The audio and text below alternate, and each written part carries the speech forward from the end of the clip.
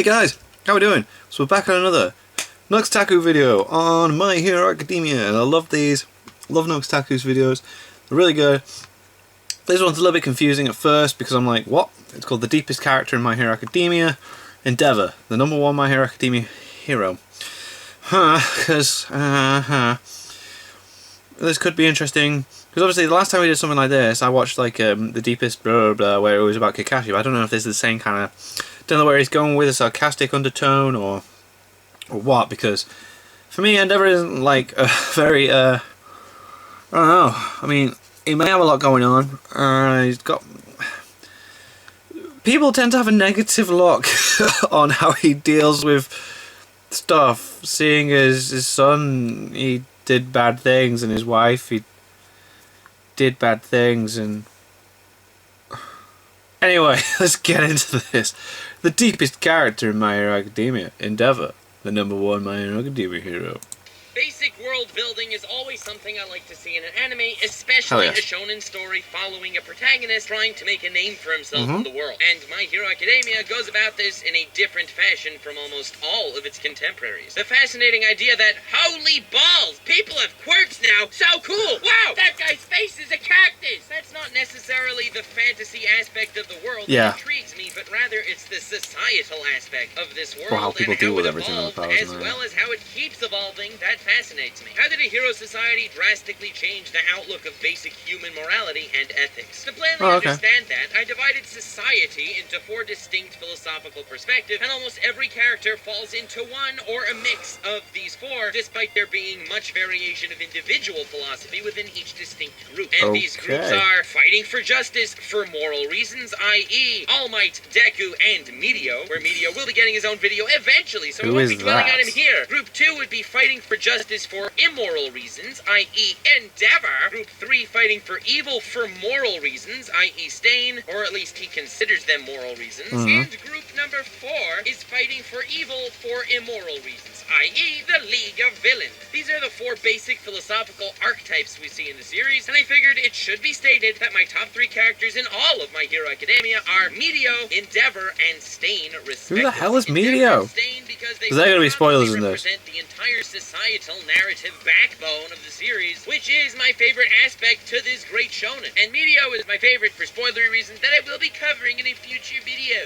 Speaking of spoilers, I will not be getting into almost any manga spoilers until extraordinarily late into this analysis. So, if you're anime only, you'll still get the vast majority and integral crux of the video, and I'll just warn you before I actually get into the actual spoilers. If you like this style, philosophical, I think I'm just going to get into this video. of anime or Hero Academia in general, it can't be that feel free to subscribble, but for now, sit back, relax, and watch as I attempt to decode the most kind-hearted daddy in all of anime. And he's thematically like the most important character in the entire series. Fun fact, you're crazy lucky that he didn't name one of his kids Johnny Todoroki, or I'd be constantly memeing that most annoying meme ever since Uganda Knuckles. No, worse than Uganda Knuckles. So here's where I'm going to need to draw the line between the thematic narrative of My Hero Academia, i.e. the story of themes discussed in the series, and the superficial narrative, i.e. the straightforward tale we're watching and the characters we're following. This superficial narrative is Deku wanting to become the... Is it Through the Fire and the Flames that's going on in the background now, but like 8-bit? If I said basic hero shonen, you'd basically get the entire superficial narrative just from being genre savvy. The thematic narrative, on the other hand, isn't really focusing on any of that, but it's mainly focused on the making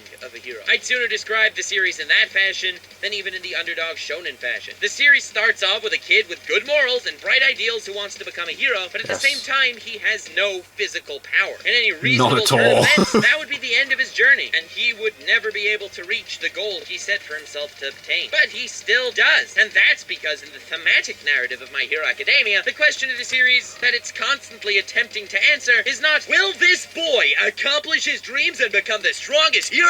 But it's a far simpler question. What makes a hero? Theme-wise, it's clear to understand that's exactly what Deku's story is supposed to be, despite being born with no power, because power is not the essence of what makes a hero. What makes a hero is the heart and mindset, and that's why All Might chose Deku to inherit One For All, because he had what it takes to be a hero more than any other, except for potentially Medio, but he will getting into the video, I don't want to be spoiling. But when Medio is first introduced to us as a third-year UA student, he's already strong enough to single-handedly take down, like Shigaraki. Oh, is he going to be who we meet in the next episode? He's had it in him to become an up-and-coming #1 hero. So, what I'm trying to say is, he's clearly no wimp. That being said, the story makes it exceedingly clear that it's not because his quirk is overpowered. In fact, if you look at all of the top overpowered quirk lists on YouTube, Mirio's quirk is not on any of those lists. That being said, it's not the quirk that defines the hero. Superficially, the quirk helps, don't get me wrong, but not only does the thematic narrative reject the notion of birth privilege at every possible turn, i.e. with Deku, Medio, All Might, or even Kirishima, it is alluded to time and time again throughout the series in every major fight. That's exactly the point of contention between Deku and Bakugo. Yeah. Bakugo was born with a powerful quirk and figured his path to become a hero was already paved. Yeah, like, I'm gonna be great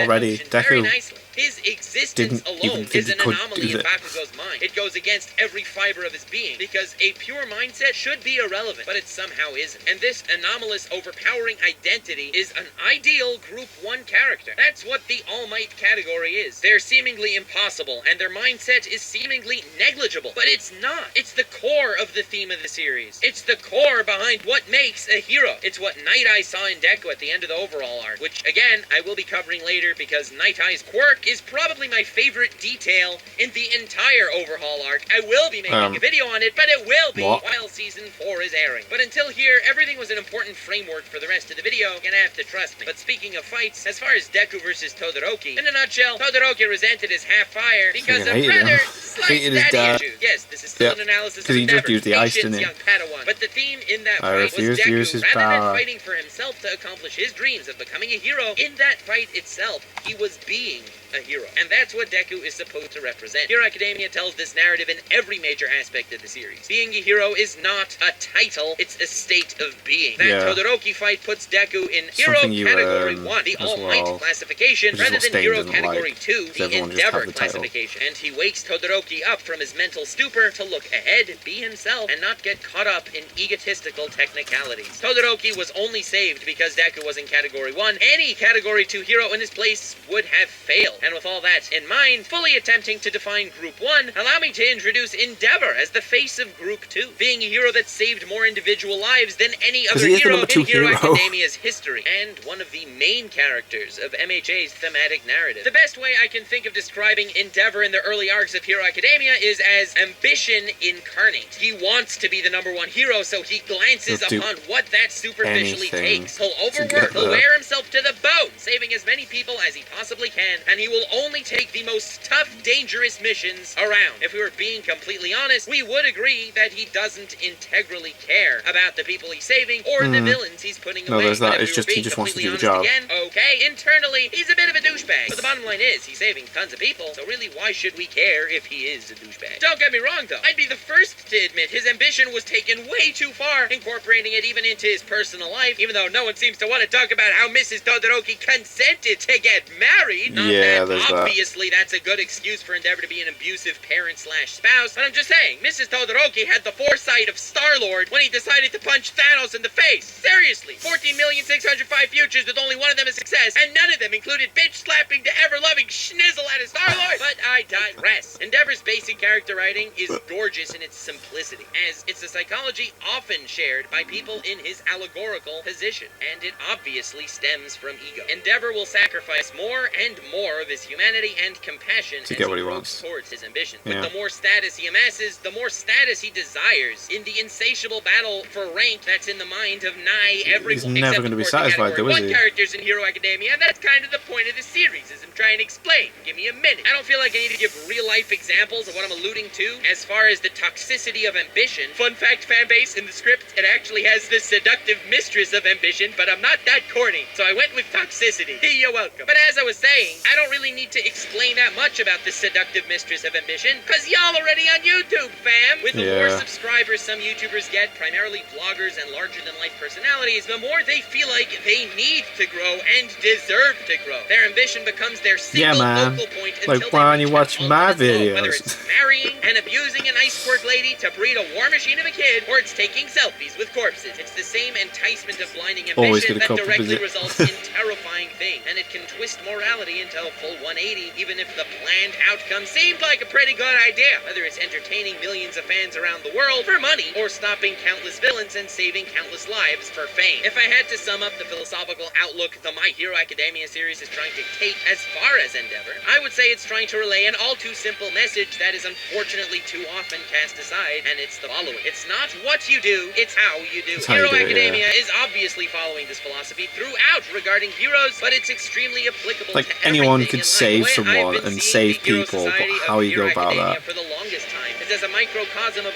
our Anyone could be everyday popular. society through the lens of How do you heroes do and that, villains. though? It's not a coincidence that the characters deformed by their quirks are generally the villain. In the provincial license exam, for example, they had Gang Orca play the role as the villain. Because, Amazing. quote, he's the hero that most looks like a villain. It's a statement that hits home because He looks there's like a bad cause guy. and effect here to almost everything. If such a high percentage of deformed people end up as villains, it's obviously a societal problem discriminating against them, which Yeah. in turn creates these villains. Gang Orca is an exception Well, to the rule when he should be the rule. Hero you've got, Academia is like, an exact mirror to our society the guy through a that does the heroic mind lens. And control that's why in stuff. my mind, it's a great Everyone show. can I'm just, bringing all we're of like, this he's gonna up be a bad because guy, there's no but he other doesn't way want to to be. fully express why Stain and Endeavor are two of my three favorite characters. Whenever this is brought up in a discussion, it's disregarded as edgy normie opinions. But while superficially they kind of are, they're the two most integral characters to the thematic narrative of the story, being that most of the characters we're following fall into either group 1 or 4. And the reason why we need both Endeavor and Stain in the story to get the point across of what makes a hero, and it's not what you do, but how you do it, because let's not forget the implications of what you do. In the end of the day, reasonings aside, Endeavor's actions are good and Stain's actions are evil. But where do we evolve from there? There's a throwaway philosophical phrase in the Talmud that goes as follows: Mitoch shelo lishma ba lishma. Pardon my Aramaic pronunciation. Which conceptually means doing good deeds, even with lack of virtuous intentions, will evolve, and the deeds themselves will eventually be an influence to improve the intentions for the future. And seemingly vice versa as well. Stain, who did bad deeds with good intentions, caused his fine line between his targets to slowly fade and wobble, until eventually he'd incapacitate a hero like Ingenium, who for all intents and purposes wasn't a hero he initially had a vendetta against, and he didn't even realize the magnitude of disaster his actions would unavoidably cause in the future. Whereas Endeavor, the polar opposite of Stain, who did good deeds with poor intentions, was directly influenced by them, and I will be getting into slight manga spoilers, just warning you, but after the fall of All Might, society was at its lowest in You can years. imagine so, and yeah. Endeavor, who never felt any responsibility for anything past his own ambitions, finally became aware of how petty his ambitions really were, and Endeavor saved more lives and defeated more villains than All Might did, true, but All Might was the one keeping society safe, and that became all too apparent to Endeavor the moment All Might, with his final remaining ounces of strength, lifted his left hand to the sky after defeating All for One. That wasn't a gesture stemming from pride, taking credit for his victory, but rather was the opposite. It symbolized who he was really fighting for, and that's what Endeavor's been trying to grasp ever since he became the by default #1 hero, because raising your hand for the people watching goes against Endeavor's integral it's not, it doesn't do it for them. It's not what you do, it's how you do it. And it's realizing this and putting it into action that makes a hero. Life's not a scoreboard or a checklist, and what I'm trying to say isn't novel by any means, but everyone talks about how the basic, dumbed-down theme of the story is anyone can become a hero. It feels a little forced, though. No? I mean, we're supposed to be learning that lesson from Deku, but at the same time, he didn't personally make something from nothing, like the lesson is trying to convey. All Might donated his powerful ability to the little bastard, and it's not like he can go ahead and do it again as many times as he wants. It's one for all. It's not Hashirama cells here. It can't do everything. It's a terrible example to the lesson that anyone can become a hero. All Might ain't giving me his nose hairs a do, right? Well, frankly, wrong. I know that's the message it's trying to convey, but for the longest time, it kind of felt forced to me. But that's, of course, only looking at things superficially. One of the themes here is anyone can become a hero, but equally prevalent to that is the lesser-known theme of what makes a hero. And as previously elucidated, hero is not a title, and the intentions behind the actions matter just like the actions themselves do. So fam, if that's what genuinely quantifies becoming a hero in this narrative, well then of course, absolutely anyone can become a hero. You don't even need Hashirama cells to do it. It's not like this statement only applies to select individuals, but every human being, whether inverse or IRL, which is way scarier frankly, can become a hero. Even someone who's committed familial atrocities like Endeavor. So when All Might's vacancy finally began noticeably taking its toll on society, no matter how many villains Endeavor would beat, he swallowed his pride and asked All Might for advice on how to become the symbol of peace himself. Which, of course, All Might didn't answer, infuriating as that was. This guy's the best character in the whole series as far as not giving anyone answers. It doesn't tell anyone anything, does it? No. Figure it out. Figure it out on his own. Figure it out. All Might impression of all time, but moving on. Deku, Medio, and All Might were 3 candidates fit to receive One for All, the ultimate quirk, and it was required to be transferred to a naturally Category 1 hero, aka a compassionate, empathetic individual. Early Naruto focuses on a theme of finding and living in their individual ninja way. And of course, Shippuden kind of forgets about it. But anyway, Yeah, it I like really the idea does. that everyone's ninja way is different because every person Volumes is different. 1 to 27 of the manga are the best. Example to accentuate a point Naruto. as far as the way of a hero in Hero Academia. This way of a hero thing doesn't really exist, and becoming a hero in Hero Aka is a very different and much broader term to the individually focused ninja way of Naruto. And that's because, well, the writers kind of know what they're talking about. The story of Naruto and his contrast against Sasuke as well as other people in his life is supposed to focus on a more outcast theme. So the ninja way we discuss is entirely individually focused, while in Hero Academia, that anyone can become a hero theme is entirely societally focused as a basic ideal. The idea that it's not what you do, but how you do it is such a broad, sweeping statement. It can literally mean anything for anyone, based on their individual philosophical weaknesses. There are some that don't need this lesson drilled in, though, and there are those rare, open-hearted individuals who'll smile no matter the adversary. And no, not the passive-aggressive, assholey smile I do when faced with adversity just to piss off the adversary. That, ha, you aren't getting to me. And yes, it works surprisingly well. Anywho, enough with the Nux tactics for social encounters for today. Nux, you have social encounters? Walked right into that one. Okay, anyway, as I was saying, the One for All candidates will smile against adversary, not to piss off the enemy, not to boost self-confidence, but they will smile for anyone that may be watching. That's the primary goal of their fights, and whatever may be currently happening, they aren't thinking of the matter at hand, how it affects them or their foe, as much as how it affects everyone. It's the people that may be watching that's always on their mind. So Deku, being a total idiot, attacking Slime Guy in episode 2, he was dumb, but he was selflessly dumb. He was trying to be a hero. 2/3 of his battle against Overhaul to protect Eri without using his quirk, and his smile didn't falter for even a moment because of Eri. Best freaking boy ever. What? Can't wait for season 4. But in any case, the common denominator between Neither could I don't want to know about these things. I'll speak really loud when he's doing these things. To their core. Whereas someone like Kirishima, who at this point in the story made his way to Group 1, he only got there due to life-altering experiences. This isn't necessarily to his detriment as a character, he's just not a one-for-all candidate. But this is where I'm going with all this. Kirishima, who isn't a natural, perfect Group 1 hero, who worked to get there, he doesn't have the smile for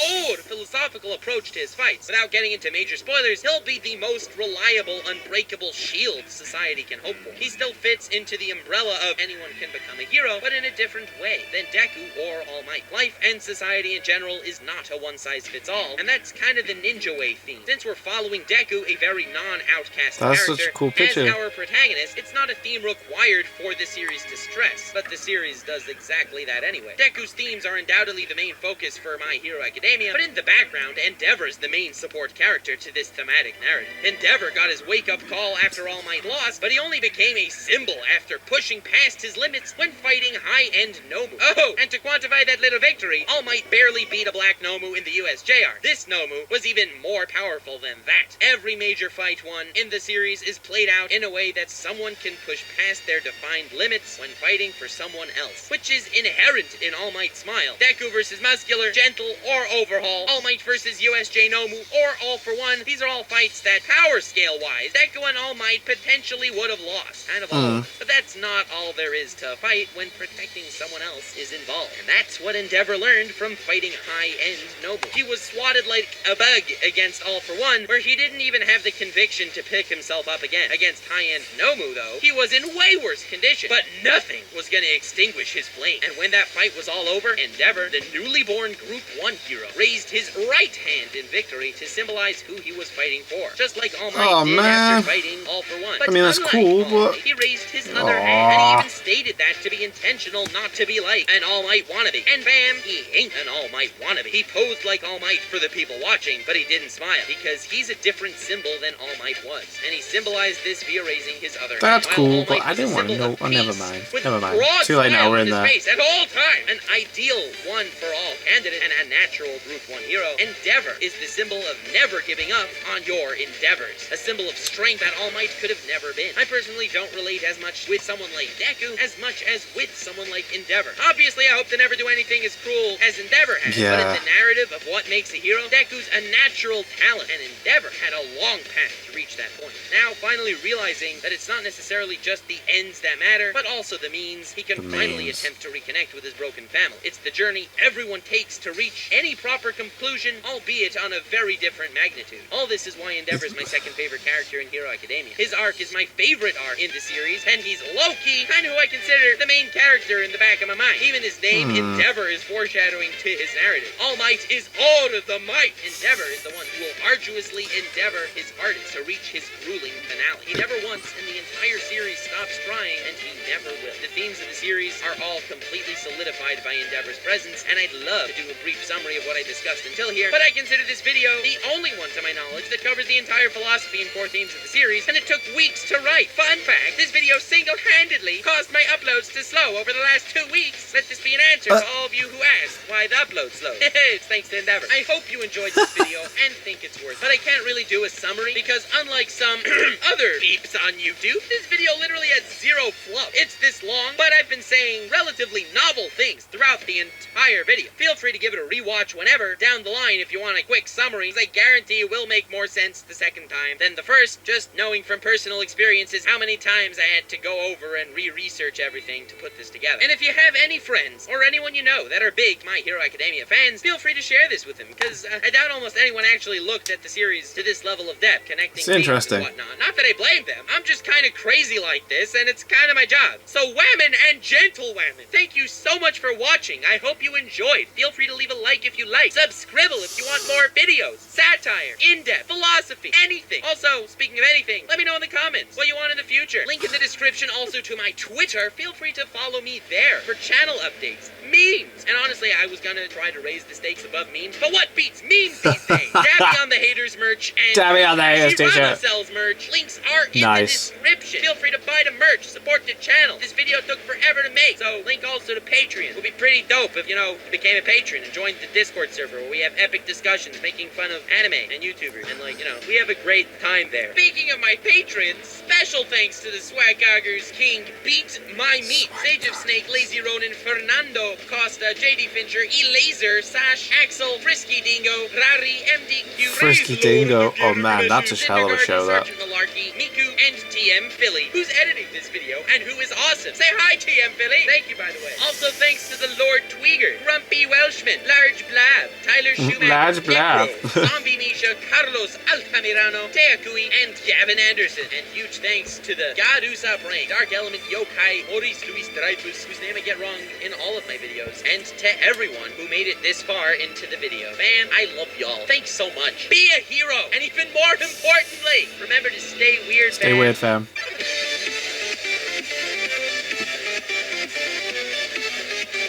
So there's we call the spoilers in there for like upcoming stuff, season 4 stuff, which is a bit annoying. But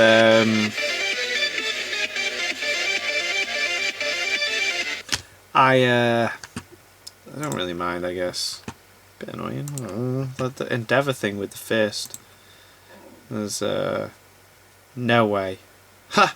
So as I've finished recording this, I go on to my notifications and I see Best Boy Todoroki has commented on my recent reaction to a Nooktaku video where he's put, "Don't watch Nooktaku's new video about Endeavor, it contains spoilers for season 4.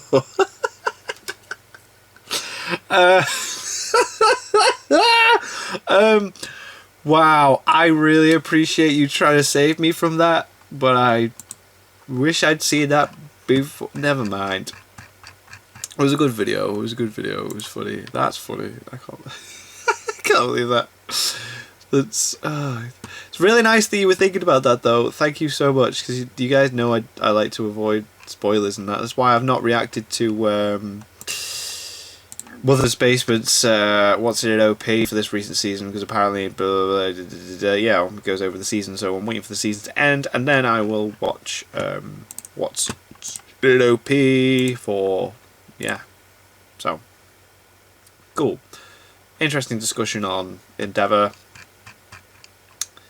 Yeah. Anyway, thank you guys very much for watching. What did you guys think of that? What did you guys think of this? Click like, subscribe if you haven't already. Leave comments down below.